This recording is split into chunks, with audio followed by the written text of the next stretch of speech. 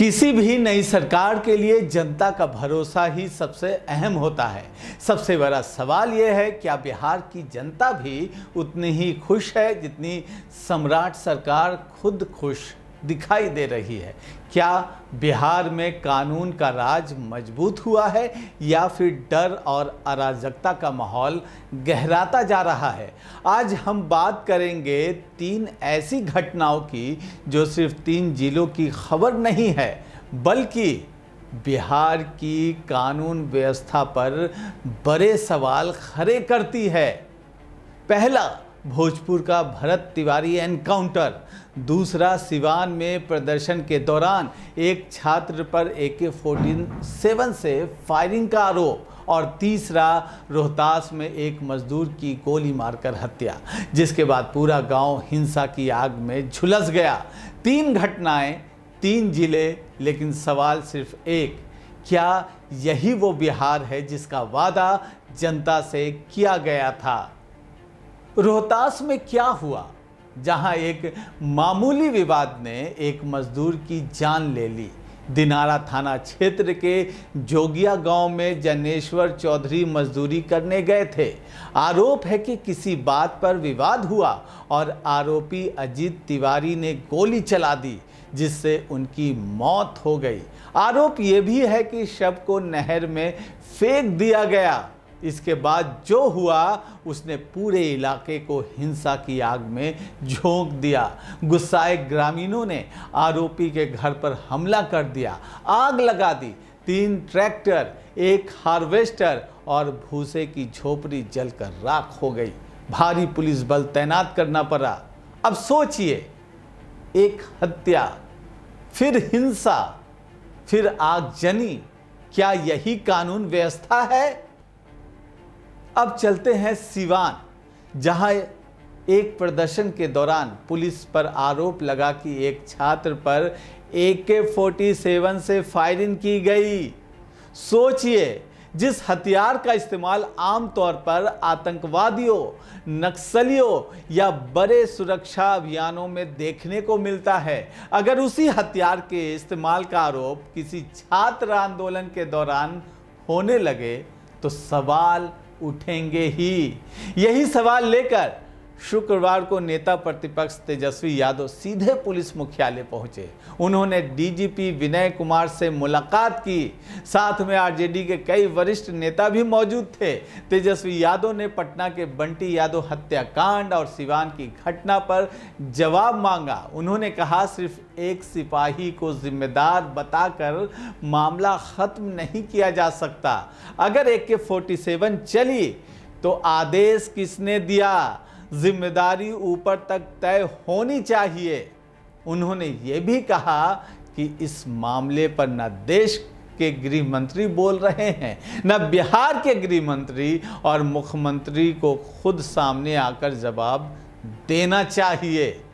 ये विपक्ष के आरोप हैं, लेकिन यहाँ सबसे बड़ा सवाल राजनीति का नहीं, प्रणाली का है। अगर भीड़ नियंत्रण के दौरान AK-47 के इस्तेमाल का आरोप लग रहा है तो इसकी निष्पक्ष जांच होना पूरे सिस्टम की विश्वसनीयता के लिए जरूरी है। भरत तिवारी एनकाउंटर अब सिर्फ एक पुलिस कार्रवाई नहीं रह गई है, बल्कि राजनीतिक और सामाजिक बहस का विषय बन चुका है। परिवार और विपक्ष का आरोप है कि भरत तिवारी ने आत्मसमर्पण कर दिया था, उसके बावजूद उसे गोलियों से छलनी कर दिया गया।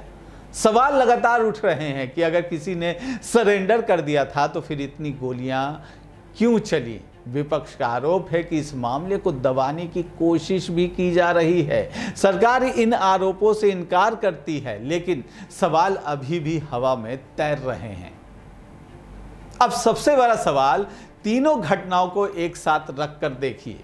भोजपुर, सिवान, रोहतास, जिले अलग हैं, लेकिन तस्वीर एक जैसी दिखाई देती है। एक तरफ एनकाउंटर पर सवाल, दूसरी तरफ पुलिस की कार्यशैली पर सवाल, और तीसरी तरफ अपराधियों के बढ़ते हौसले। सरकार कहती है कि कानून व्यवस्था नियंत्रण में है, विपक्ष कहता है कि बिहार अपराधियों के भरोसे चल रहा है। सच्चाई क्या है?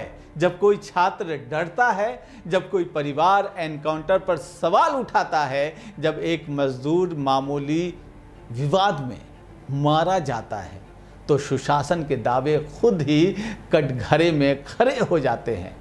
100 दिन सरकार के लिए ये उपलब्धियां गिनाने का समय हो सकता है, लेकिन जनता के लिए ये हिसाब मांगने का भी समय है। विकास सिर्फ सड़कों, पुलों और योजनाओं से नहीं मापा जाता। विकास तब पूरा होता है जब नागरिक खुद को सुरक्षित महसूस करे, जब कानून सबके लिए बराबर हो, जब पुलिस पर भरोसा हो और जब न्याय सिर्फ दिखाई ही नहीं दे बल्कि होता हुआ भी महसूस हो। बिहार की इन 3 घटनाओं ने कई गंभीर सवाल खड़े किए हैं। अब जवाब देना सरकार की जिम्मेदारी है, जांच करना एजेंसियों की जिम्मेदारी है और सच सामने लाना लोकतंत्र की जिम्मेदारी है। आप क्या सोचते हैं? क्या बिहार की कानून व्यवस्था मजबूत हुई है या हालात चिंता बढ़ाने वाले हैं? क्योंकि जिस तरह से छात्र आंदोलन पर AK-47 से फायरिंग करके क्या दिखाना चाहती है बिहार पुलिस और क्या संदेश देना चाहती है सरकार? सवाल तो उठेंगे और सवाल उठ रहे हैं, इस पर जवाब देना होगा। एक निहत्थे पर एनकाउंटर हो जाता है, इस पे भी सवाल उठ रहे हैं। दबंग की इतनी हिम्मत बढ़ गई है दबंगों की कि एक मजदूर किसी के यहाँ मजदूरी करने गया और मामूली विवाद होने पर उस पर गोली चला दी जाए और हिम्मत देखिए उसके शव को नहर में फेंक दिया जाए। तो कानून का खौफ कहाँ है? किस कानून व्यवस्था की बात सरकार करती है? नीतीश मॉडल की बात की जाती है, सुशासन मॉडल की। ये सुशासन मॉडल है, ये जवाब देना होगा। 100 दिन सरकार के, नई सरकार के, CM का चेहरा बदल गया तो क्या कानून व्यवस्था भी बदल गई? अपराधियों के हौसले भी बढ़ गए? इसकी जवाबदेही कौन देगा? आप क्या सोचते हैं? अपनी राय हमें कमेंट में ज़रूर बताइए। अगर आपको ये पॉडकास्ट पसंद आया हो तो इसे ज़रूर शेयर करें।